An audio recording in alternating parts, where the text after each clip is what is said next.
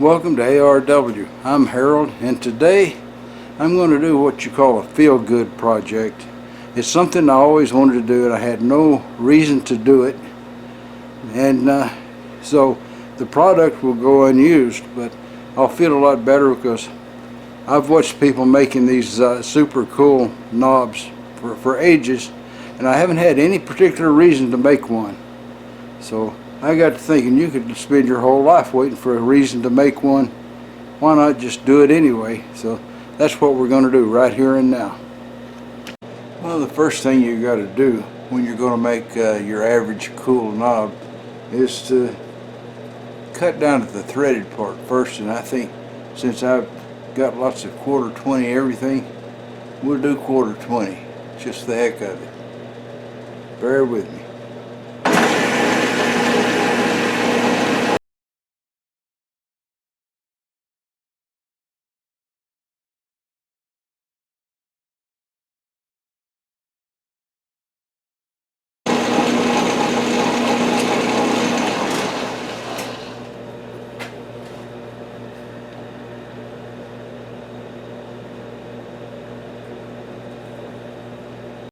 Alright, that's just a tiny bit under 1/4 inch.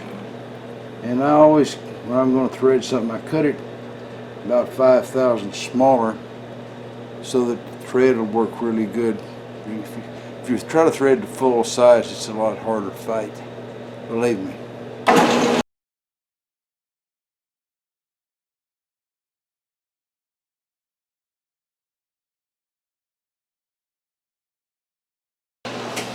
Alright, that's cleaned up. Let's do a little more shaping of this thing. I want this to have a little round part above the above the actual threads. So that's what we're going to make.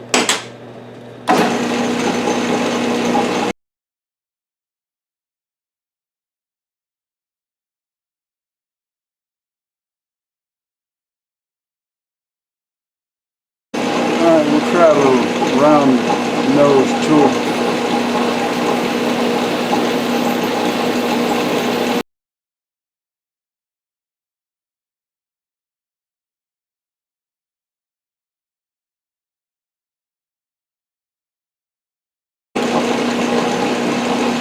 I think that's the shape I want. I think that's the shape I want right there. Now then, I'll true this up a little bit over here and then do a little undercut and thread the thing.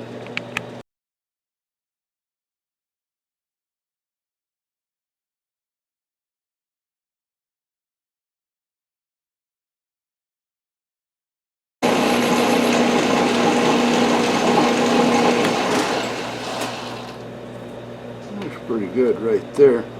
Now let's see. Another form tool.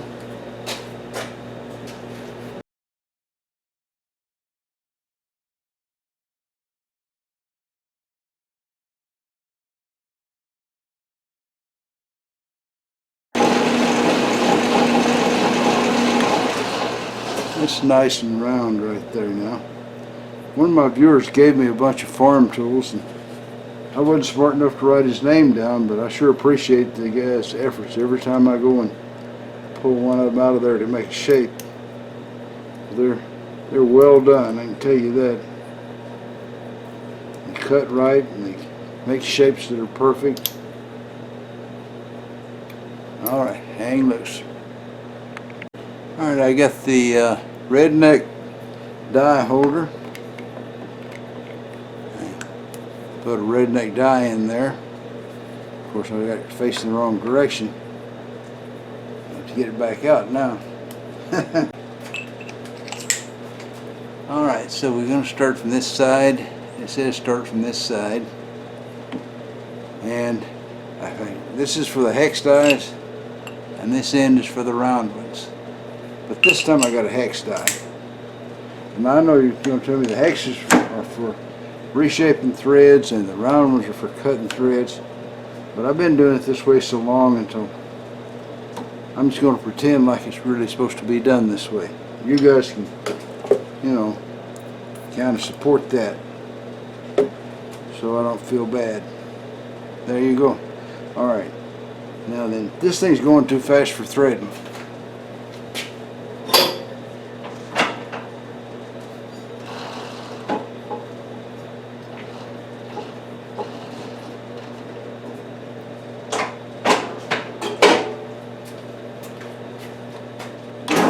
That's more like it.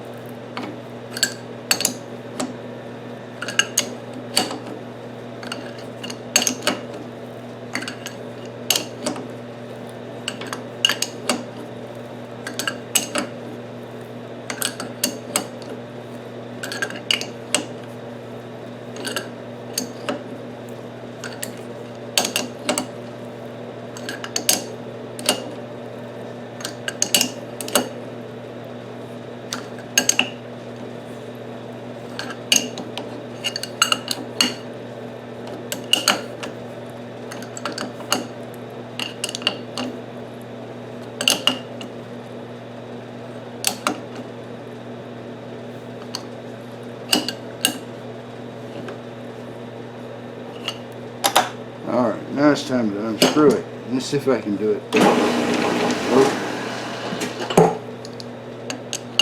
See if I can hold on to this.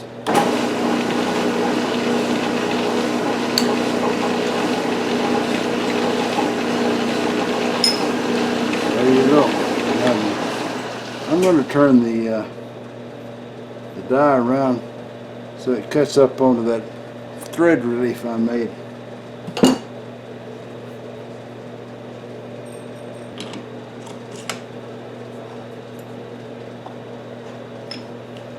Okay.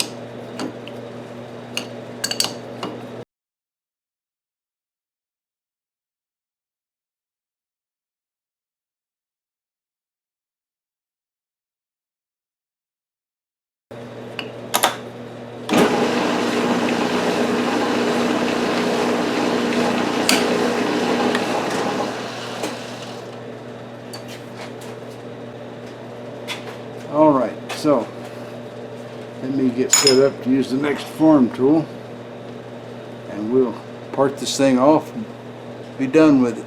Well, not really done, we'll be done with the lathe.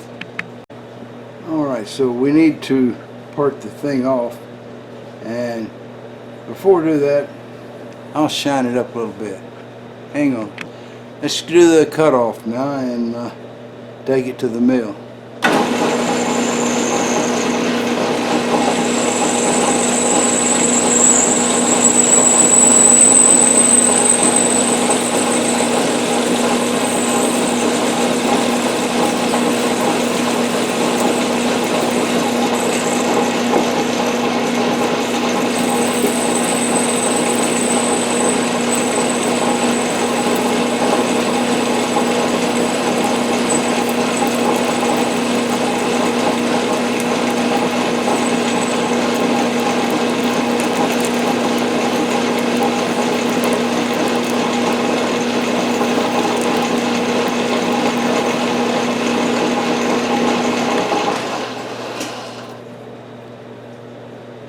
I like to sharpen my parting tool so the little leftover piece is on the end in the chuck, but it didn't work out that way this time.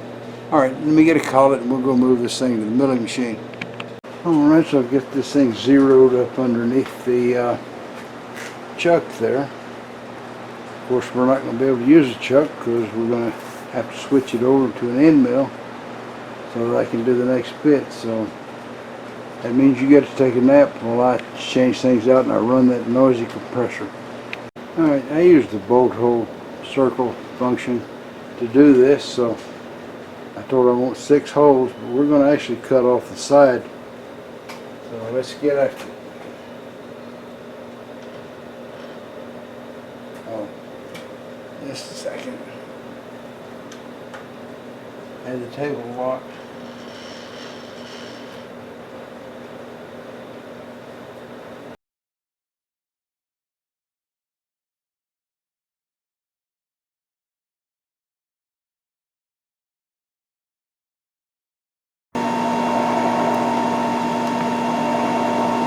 Alright, we're going to position the thing for hole number 4.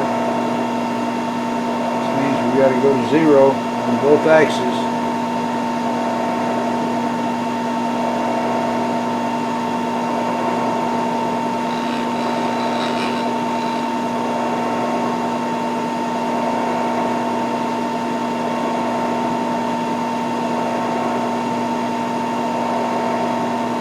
Pretty close.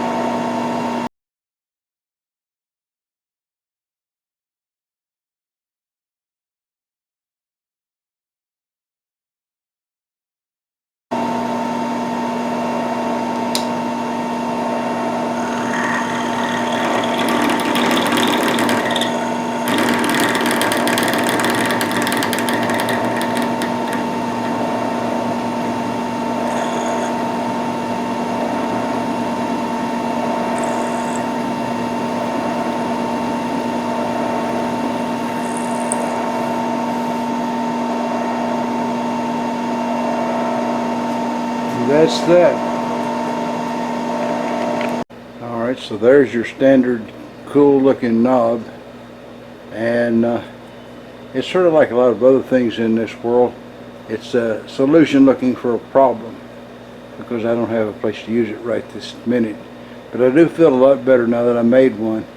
I see everybody making them like this and I never have any reason to do it. Let's see what Bubba's doing. It's a bar down there in Louisiana, you know, where Boudreaux goes all the time. And there's this very, very drunk guy in there. He's trying to impress everybody with his fighting ability. You know, he says, I'm trained in every hand-to-hand combat there is. And he says, to further prove his point, you know, he walks up to Boudreaux. He happened to be, you know, sitting in there, and he whops him behind the neck. Whop! He says, karate chop from China. Boudreaux picks himself up off the floor, sits back in his seat, you know, say nothing, you know. And the drunk goes on talking to them, and he turns around and he hits him again. Judo from Japan. Boudreaux gets up off the floor, sits back down, has another beer, you know, and he's kind of looking kind of quiet. Drunk turns around with him and he says, that's a nerve pinch from Korea. After a while, Boudreaux managed to get up off the floor, you know, recover from that. He don't go back to his chair. He walks out the door.